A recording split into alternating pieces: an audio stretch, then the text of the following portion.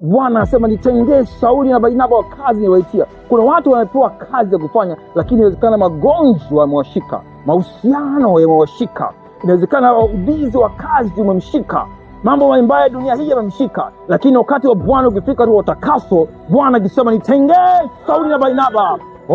Lazima Sauli atoke alipokamatwa. Lazima vijana watoke walipokamatwa. Lazima mitaa itoke ilipokamatwa. Nitengee Sauli na Barnaba. Haleluya, haleluya. Tumisha Bwana asubuhi anasema itume neno. Bwana uituma neno ili kuokoa. Send the word in order to deliver people from captivity and from destruction. Haleluya. Mungu uituma neno ili kuponya na kuwatoa watu kwenye maangamizi. Haleluya. Na sisi tunao neno. Neno hilo ni neno, kazi ya msalaba ya Bwana wetu Yesu Kristo. Haleluya, haleluya, haleluya.